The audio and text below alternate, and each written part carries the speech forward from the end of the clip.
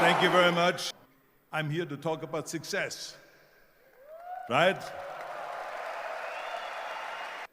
The first rule of success is to have a vision. You see, if you don't have a vision of where you go, and if you don't have a goal where you go, you drift around and you never end up anywhere. It's like you can have the best ship in the world, you can have the best airplane in the world. If the pilot or the captain doesn't know where to go, it will just drift around. It will not end up anywhere, or most likely in the wrong place. So I was very fortunate that I stumbled onto my vision.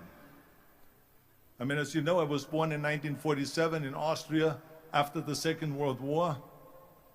And I didn't really like Austria when I grew up. I couldn't wait to get out of there. I couldn't see myself becoming a farmer or a worker in a factory or anything like that, even though my parents wanted me to stay there and have a normal life. My father wanted me to become a police officer like he was. My mother wanted me just to stay there and marry a girl with the name of Heidi, hopefully, and have a bunch of kids. But that was their vision, not mine. My vision was totally different. I felt that I was born for something special, for something unique, for something big. So I was searching. Then one day I went to school. I remember I was 11 years old, and they showed a documentary about America. And there they showed in this documentary the huge skyscrapers, the high-rises, the huge bridges, the 6-lane freeways, the huge cars with the wings sticking out, and all of this stuff. And I said to myself, that's where I want to be. I don't want to be around here with these little farmhouses and these little buildings, and everything is old. I want to be in America. But now the question was just, how do you get to America? In those days, it was a very expensive trip. It's not like today. So again, I was very fortunate that one day after school, I walked by a store in Graz.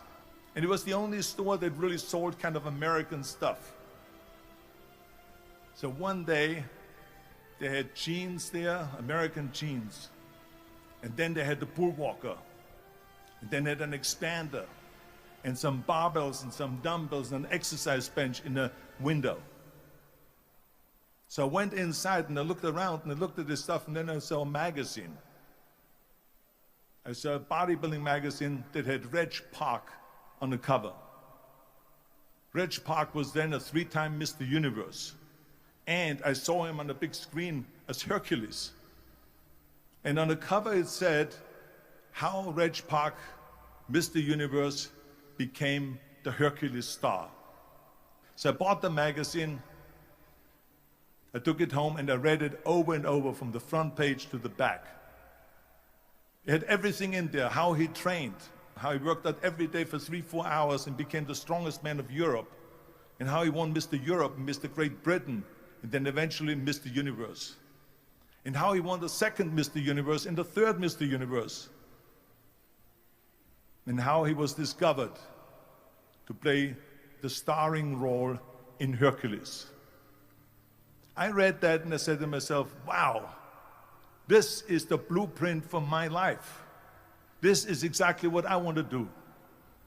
I want to become a bodybuilding champion just like Reg Park. I want to get into movies just like Reg Park.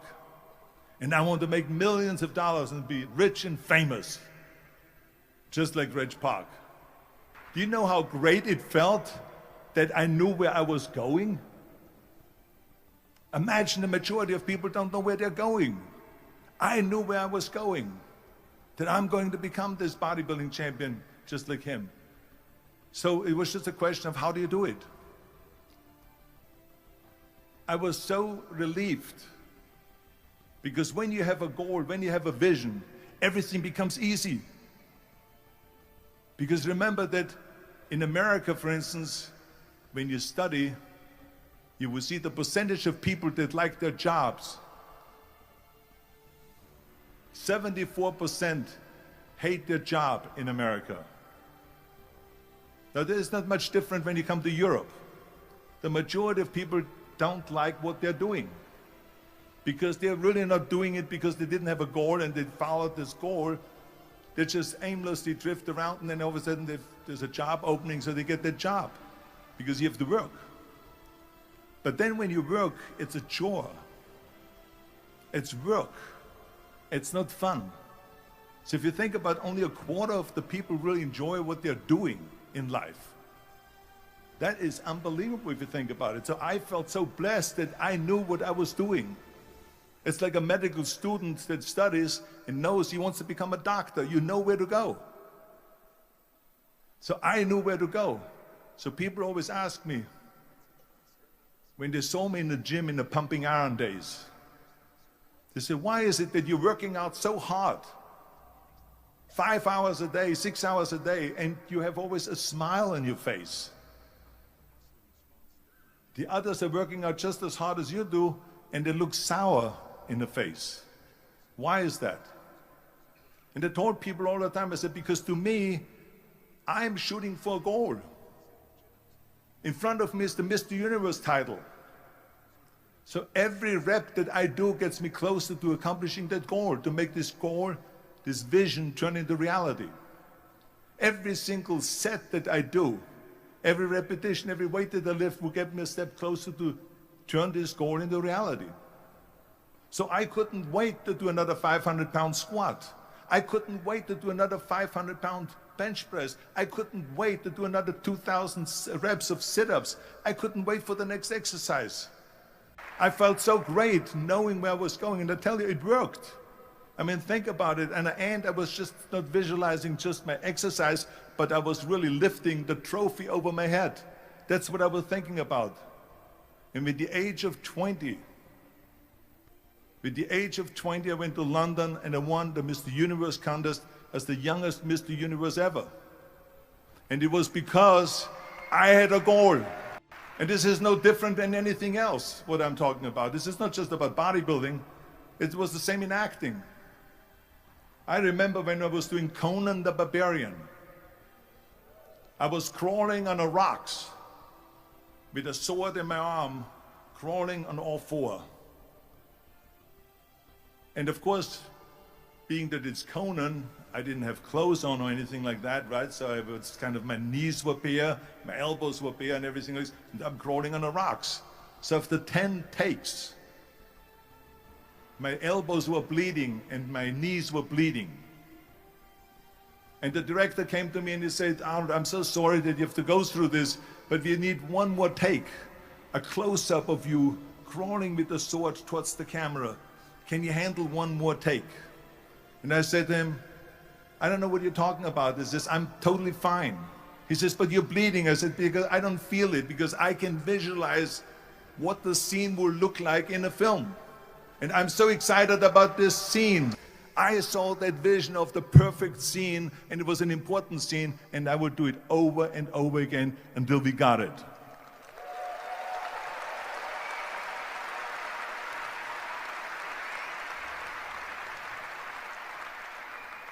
And the same thing is also in politics.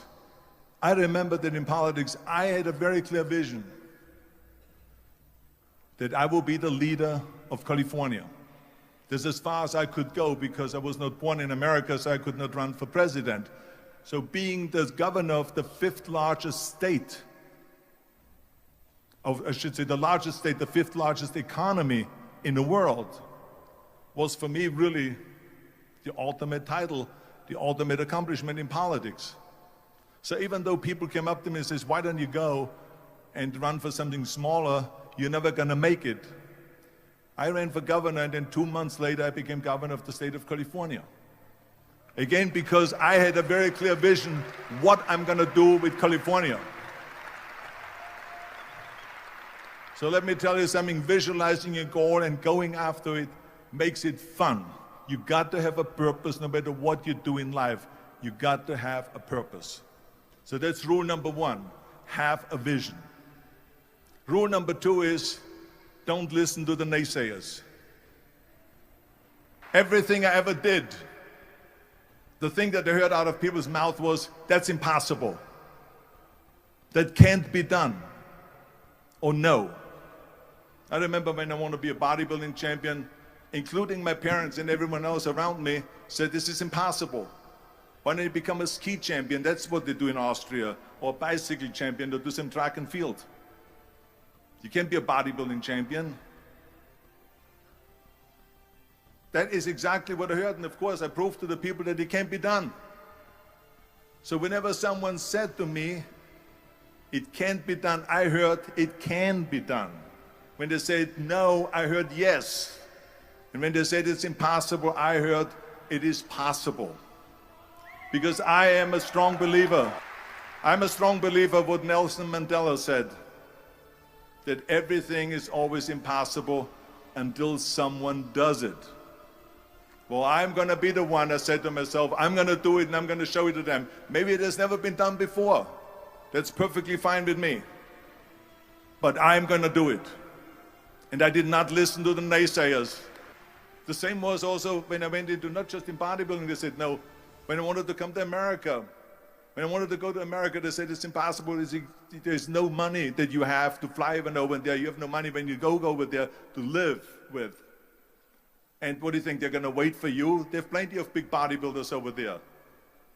It was all no, no, and it can't be done, it's impossible. The same thing happened also when I went into the show business.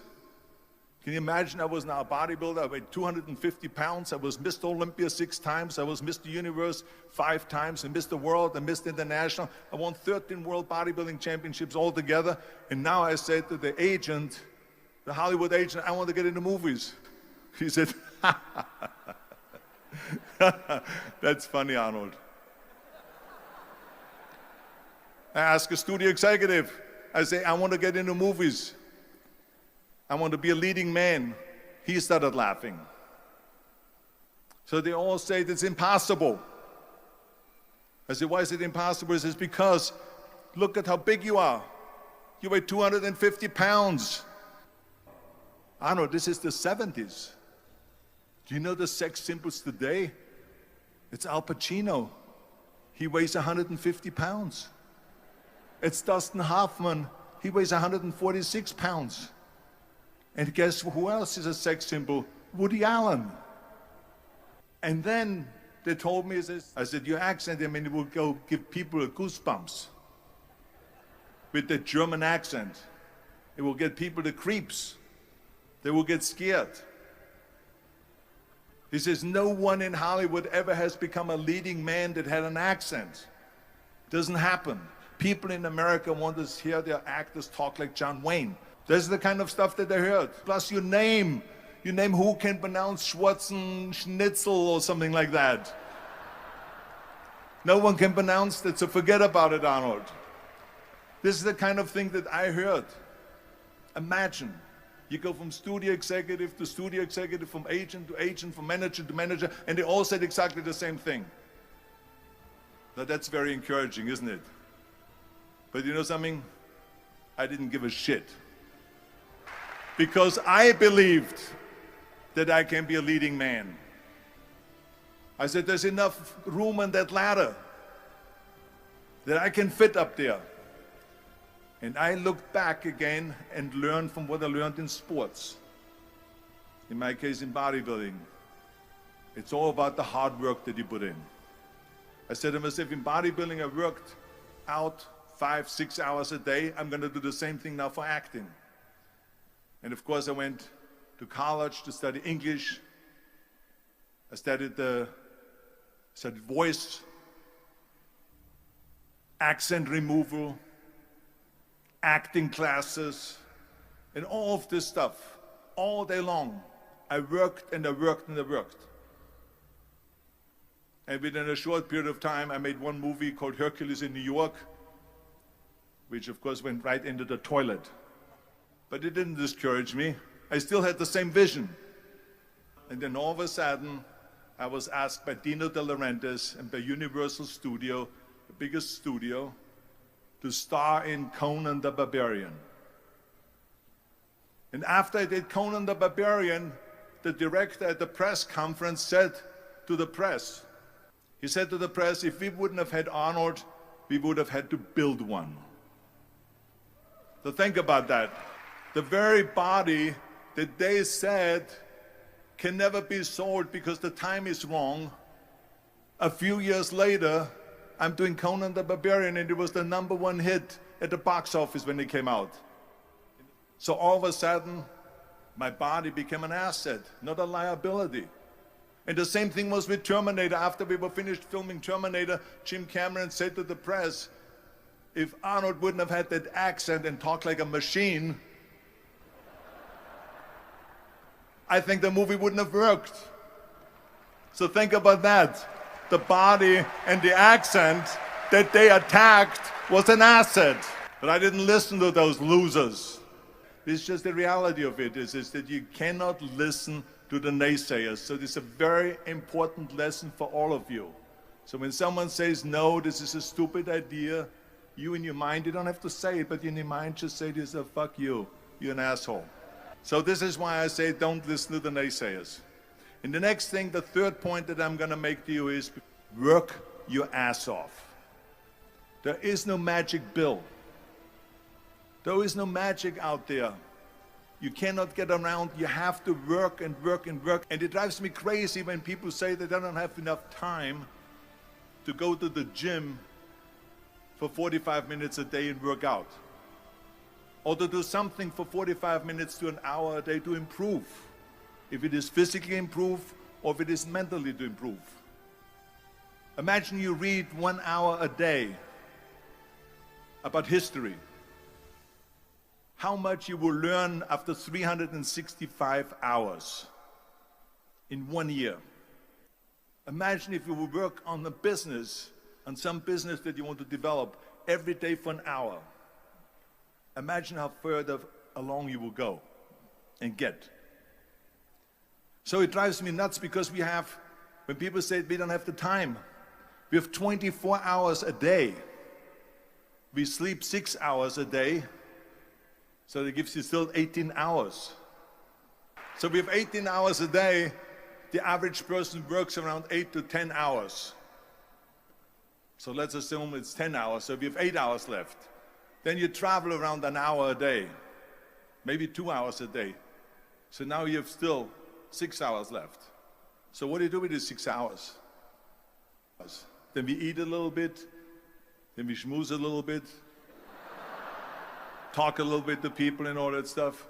But you can see how much time there is available if you organize your day.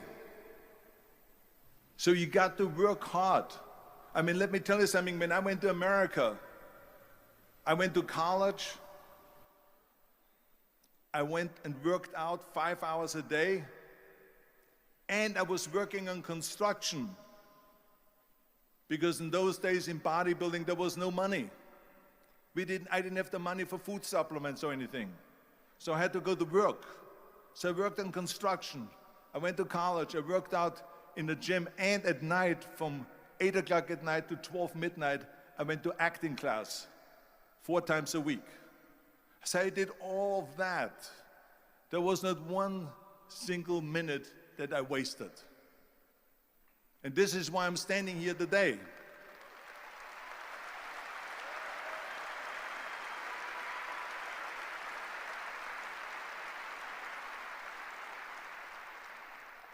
I became very friendly with Muhammad Ali in the 70s. And Muhammad Ali worked his butt off. And I saw it firsthand. And I remember that there was a sports writer that was there in the gym when he was working out and he was doing sit-ups. And they asked him, how many sit-ups do you do? And he said, I don't start counting until it hurts. Now think about that. He doesn't start counting his sit-ups until he feels pain. That's when he starts counting. That is working hard. And so you can't get around the hard work. It doesn't matter who it is. As a matter of fact, I believe what Ted Turner said, work like hell and advertise.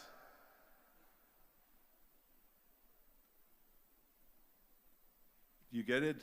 Work like hell, go to bed, and early to rise, work like hell and advertise.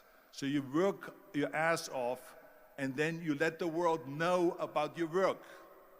That's what it is all about. Let people know if you have a company, if you have a movie, if you do a sports, work your ass off, but then advertise and let everyone know. So this is what it's all about. So anyway, so those are the three main rules that I have here for you today, right here. And then the rest of it we talk about when we sit down now. I think that Jürgen said he's going to pull out some chairs, and we're going to talk about the other one, which is, of